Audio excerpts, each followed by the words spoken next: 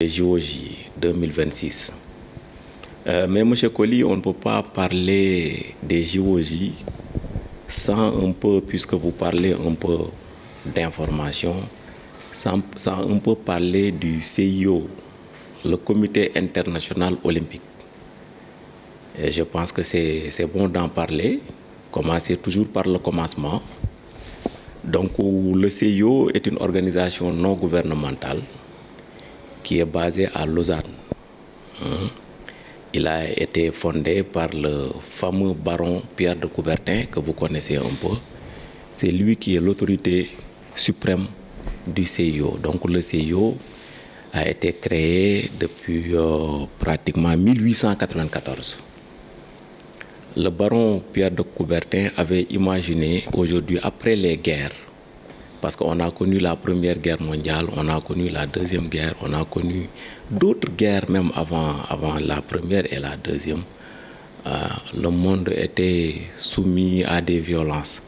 Et il avait imaginé, le baron Pierre de Coubertin, que le sport pouvait constituer, en tout cas, une solution, n'est-ce pas, pour raffermir les liens entre les nations. Lui, il pensait que le sport pouvait même se substituer à la guerre. C'est ainsi qu'il a fondé, donc comme je vous l'ai dit, en 1894, le CIO, qui est le Comité international olympique. Aujourd'hui, le Comité international olympique a 206 comités nationaux, dont notre comité national qui est le CNOSS. Le CNOSS, c'est le Comité national olympique sénégalais, sportif sénégalais, dirigé aujourd'hui des mains de maître par Diagne Ndiaye, que vous connaissez, n'est-ce pas? Alors, les grands événements du CIO, ce sont les Jeux olympiques que vous connaissez. Les Jeux olympiques. Le deuxième grand événement qui a lieu tous les 4 ans, ce sont ce qu'on appelle les Jeux paralympiques. Les Jeux paralympiques, vous voyez un peu, vous imaginez un peu le CIO, c'est inclusivité, c'est la démocratisation du sport. Donc il y a un Jeux olympique qui est dédié, qui est consacré aux personnes handicapées, qui a lieu tous les 4 ans. Et puis il y a un autre grand événement qui s'appelle les JOJ. Les JOJ, ce sont ces jeux-là qui nous intéressent aujourd'hui, qui sont dédiés aux jeunes athlètes, n'est-ce pas, qui n'ont pas encore 18 ans, qui ont moins de 18 ans. Mais c'est des athlètes de haut niveau. J'ai tantôt parlé du sport de haut niveau. C'est très important de souligner ça. Les JOJ, n'est-ce pas, constituent une compétition multisport internationale de haut niveau qui engage des nations pour les athlètes de 14 à 18 ans. C'est organisé par le CIO tous les 4 ans. Donc les prochaines se tiendront à Dakar, au Sénégal, du 31 octobre au 13 novembre 2026, marquant le premier événement olympique sur le sol africain. C'est la première fois qu'on assiste à des JOJ en Afrique. Et les JOJ, c'est un peu comme la Coupe du Monde. C'est un événement qui a lieu tous les 4 ans. C'est la première fois qu'il est organisé sur le sol africain. Maroc, Égypte, Afrique du Sud y compris. C'est la première fois que ça arrive un peu au Sénégal. Donc, il a un impact très important sur notre jeunesse, sur nos athlètes aujourd'hui qui sont en lice par rapport à leurs disciplines respectives. Mais aussi, les JOJ ont un impact considérable sur le tourisme, sur la culture, mais sur les infrastructures sportives. Les JOJ aujourd'hui, si vous voyez un peu que le CIO aujourd'hui a accepté d'amener ça en Afrique, c'est d'abord pour participer un peu à l'émergence de nos jeunes athlètes, pour leur donner la chance. Mais aussi, c'est pour un peu renouveler le tissu infrastructurel de notre pays. Parce que comme vous le savez, le Sénégal, nous avions aujourd'hui, il y a de cela quelques années, beaucoup de problèmes au niveau des infrastructures. Aujourd'hui, avec les JOJ 2026, beaucoup de stades aujourd'hui sont en phase d'être réhabilités. Déjà, nous avons le plateau de Diamniadio, c'est déjà excellent. Nous avons aujourd'hui des infrastructures à Saly qui seront capables d'abriter le canoë-kayak et d'autres disciplines. Nous avons aussi Dakar comme Dembo Diop, comme Stade Iba Mar Diop, comme le Stade Amitié. Donc ça va nous permettre de véritablement donner peau neuve à nos infrastructures. Parce qu'aujourd'hui, les JOJ ne peuvent pas se faire dans n'importe quel stade.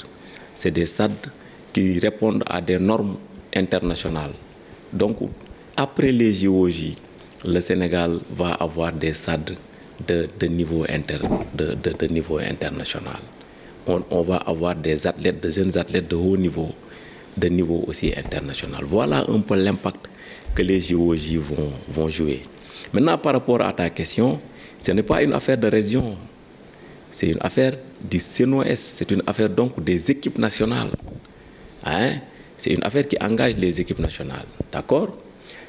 On le souhaite. Un jeune de 14 à 18 ans qui vit à Ziguinchor peut avoir la chance d'être sélectionné par l'équipe nationale. Si c'est un athlète, il peut avoir la chance d'être sélectionné par l'équipe nationale de l'athlétisme. Si on a par exemple un jeune qui est très fort, qui est excellent dans le roller, dans le break ou bien dans d'autres disciplines comme le basket, le handball, qui sont tous des disciplines de compétition, eh bien ces jeunes-là doivent être détectés, identifiés et puis sélectionnés au niveau de l'équipe nationale pour qu'il y ait un peu leur chance de saisir leur chance pour participer au JOJ 2026 en tant qu'athlète. En tout cas, pour vous rassurer un peu, M. Collis, sachez qu'il y a une commission qui a été mise en place, qui s'appelle COJOJ, qui est très bien structurée aujourd'hui, qui est en train de faire toutes les régions du Sénégal. Parce que les JOJ au Sénégal, en Afrique, l'un des objectifs des organisateurs du CIO, des JOJ, c'est de ne laisser personne en rade. Aujourd'hui, moi, j'ai vu un agenda national qui verra un peu les organisateurs des JO. Que le sport, il y a la culture. Aujourd'hui, vous avez entendu parler de l'ONCAV et des JOJ. Aujourd'hui, l'ONCAV est devenu un partenaire des JOJ. Vous avez entendu parler des forces armées. Cette année même, le thème du défilé, c'était les forces armées au cœur des JOJ 2026. Donc 2026, en fait, c'est un événement qui revêt des dimensions, disons, multiformes. La culture, le tourisme.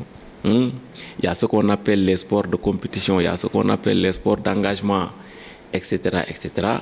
Mais en tout cas, les techniciens qui sont déjà sur place depuis des années, parce que n'oubliez pas que les JOJ devraient être organisés en 2022 à Dakar. Mais faute de ne pas être bien préparés, on a décalé encore de 4 ans. C'est pourquoi c'est intervenu en 2026, parce que ça demande véritablement une préparation en profondeur. Mais je sais qu'aujourd'hui, ce qui est un peu dans la tête des organisateurs, c'est de donner à tous les jeunes qui en ont les niveaux la chance de participer dans leurs équipes nationales pour avoir des chances de médaille. Parce qu'aujourd'hui aussi, le Sénégal a besoin d'une médaille olympique. Notre dernière médaille olympique date de 1988. Dans l'histoire du Sénégal, nous n'avons qu'une seule médaille olympique en bronze qui a été remportée par Amadou Diaba. C'est en 1988 lors des JO de Séoul. Depuis, le Sénégal n'a pas encore vu même la couleur d'une médaille olympique. Une médaille olympique, ça pèse sur l'échiquier international. Ce n'est pas une mince affaire. Une médaille olympique, c'est l'équivalent de la Coupe du monde de football. Donc c'est pourquoi vous voyez que c'est quelque chose qu'on prend avec beaucoup de sérieux et de professionnalisme. Comme vous le savez, tous les sports sont au programme. Les sports classiques, il y a aussi de nouvelles disciplines. Les sports classiques, c'est le football que vous connaissez, l'athlétisme, le basket, le handball, le volleyball, le beach volley. Tout ça, c'est au programme. Et il y a des nouveaux sports dans les JOJ. Les nouveaux sports comme le baseball 5, le wushu, qui est le kung fu, c'est un sport de combat. Je ne sais pas si vous connaissez le kung fu. Hein? C'est un art martial qui nous vient de la Chine. Ici, à Ziguinchor, il y a le kung fu. Moi, je vois des gens chaque fois là-bas au CEDEPS qui font le kung fu. Maintenant, s'il y a un jeune qui a entre 14 et 18 ans, qui est très fort, qui est capable de battre tout le monde, on le prend. Nous avons aussi, comme sport nouveau, le breakdance. Le breakdance, aujourd'hui, est entré dans les JOJ. S'il y a un jeune à Ziguinchor qui est capable de faire des prouesses, des merveilles en breakdance, il sera sélectionné par son équipe nationale. Il y a ce qu'on appelle aussi le stickball. Hein? Il y a l'escalade et le surf. Ça, c'est des disciplines nouvelles qui vont venir. Les autorités fédérales, comme tu dis, doivent être alertes, doivent mettre en place des dispositifs de détection. Les partenaires sont en train de, pic et pinceau, en train de remettre à neuf les infrastructures qui ont été retenues pour abriter les JOJ 2026. Pour vous dire que le Sénégal, il y a aussi la culture, il y a la danse, il y a les supporters, il y a tout le monde.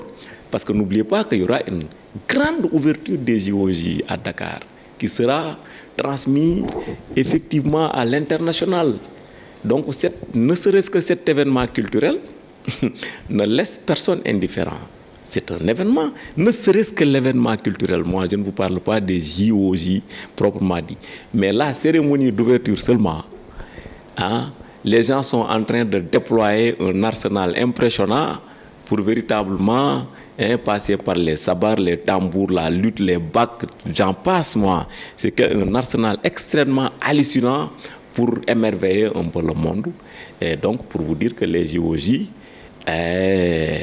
c'est pas des haricots à côté. Le message, la devise des CIO. La devise des CIO, c'est plus fort, c'est plus haut, c'est plus vite.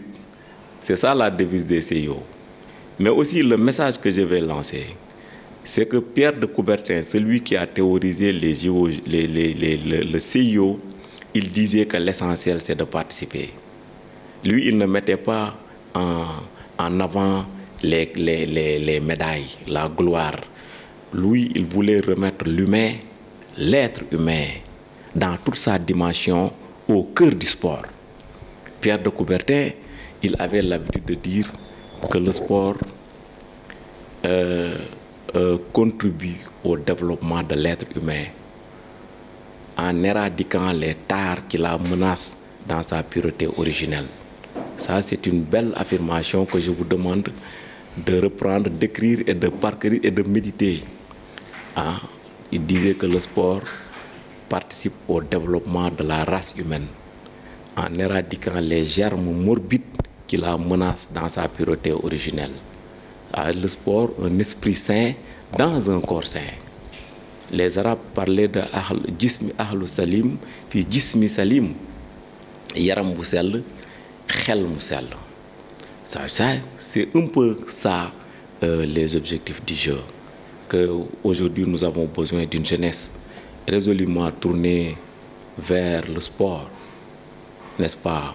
Ne serait-ce que pour maintenir un équilibre psychique, physique, propre. Aujourd'hui, nous voulons une jeunesse forte. Nous voulons des Sénégalais très forts. Nous voulons des jeunes engagés. Nous voulons des jeunes qui participent à l'édification de leur patrie qui est le Sénégal.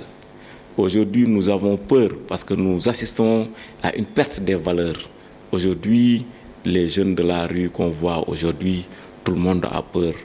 Notre jeunesse est, n'est-ce pas, à des risques et exposée à la drogue, au tabac, au tabagisme, excusez-moi le terme, la prostitution, tout ce qu'on entend aujourd'hui qui sont des tares qui bloquent un peu, qui entravent un peu l'évolution de l'être humain.